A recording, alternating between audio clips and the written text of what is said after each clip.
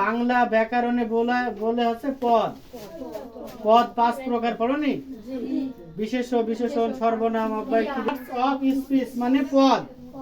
এর সদিন একটা মানুষ যা কথা বলবে, সারা জীবন যাই তুমি বলো না কেন, এই 8টার ভিতরে আসবে। এখানে বাংলায় ভাগ করা হয়েছে 5টা।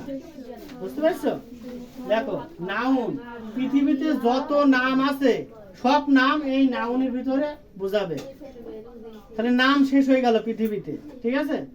এবার প্রোনাউন, নামের পরিবর্তে যেগুলা বসবে, যেমন সে, তুমি, এগুলো আছে প্রোনাউন। নামের পরিবর্তে বসে, এটা হচ্ছে প্রোনাউন। বুঝছো? এটা হচ্ছে অ্যাডজেক্টিভ।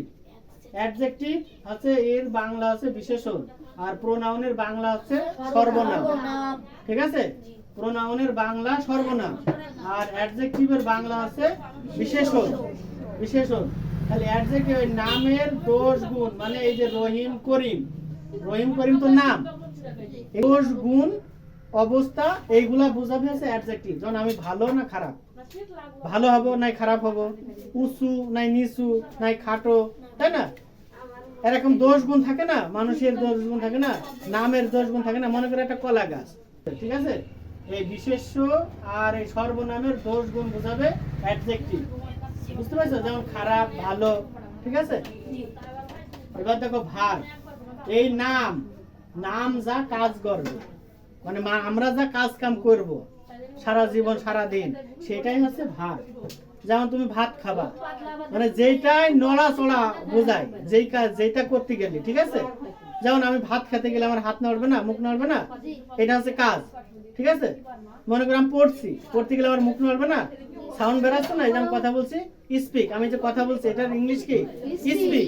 এই যে স্পিকটা ভার, ঠিক আছে? লিখছি, রাইট, এটা কি? ভার। দৌড়চ্ছি, রান, ভার, ঠিক আছে? যেগুলা নাউন কাজ করবে, নড়া চড়া, হওয়া, খাওয়া বোঝাবে, এটা হচ্ছে ভার। বুঝতে পারছো? এবার দেখো অ্যাডভার্ব। অ্যাডভার্ব হচ্ছে ভার্বের অবস্থা বোঝাবে। ভার মানে আমি যে খাচ্ছি, আমি যে লিখছি, আস্তে লিখছি না দ্রুত লিখছি, আমি যে লিখছি এটা ভার। এবার এটা আস্তে লিখছি না দ্রুত লিখছি, এটাই হচ্ছে অ্যাডভার্ব। ঠিক আছে? দ্রুত লিখছি, ধীরে লিখছি, আমি হাঁটছি, হাঁটা ভার, আমি আস্তে হাঁটছি না জোরে হাঁটছি, এইটা বোঝাবে অ্যাডভার্ব। ঠিক আছে? আর প্রিপজিশন সম্পর্ক বোঝাবে, সম্পর্ক। যেমন পার্টস অফ স্পিচ, এইটা নাউন, এইটাও নাউন, এই ভিতরে এই মাঝখানে প্রিপজিশন বসে এই দুটোর সম্পর্ক তৈরি করেছে। বুঝতে পারছো? এই প্রিপজিশনের কাজই হচ্ছে সম্পর্ক তৈরি করা। বুঝতে পারছো? এবার দেখো কনজাংশন। কনজাংশন মানে যোগ করা, যোগ। দুইটা সেন্টেন্সকে বা দুইটা শব্দকে যোগ করবে। যেমন এবং, ও, অথবা, এইগুলো আমরা ব্যবহার করি না, যে সে অথবা ও, যে কোনো একজন কাজ করলেই হবে। আমরা বলি না যে তুমি অথবা সে, আমাকে 5টা টাকা ধার দাও, বা তুমি অথবা সে আমাকে সাথে চলো, এরকম কথা বলি না। এই যে যোগ করছে, তুমি অথবা সে, এই অথবা ও, এইগুলো হচ্ছে কনজাংশন। ঠিক আছে? এবার interjection, in I N in T E R, টা, ইন্টারজেকশন মানে শব্দ বোঝায়, শব্দর উচ্চারণ।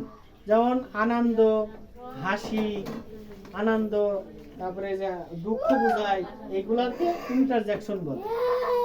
বুঝতে পারছো? এগুলাকে কি বলে? ইন্টারজেকশন।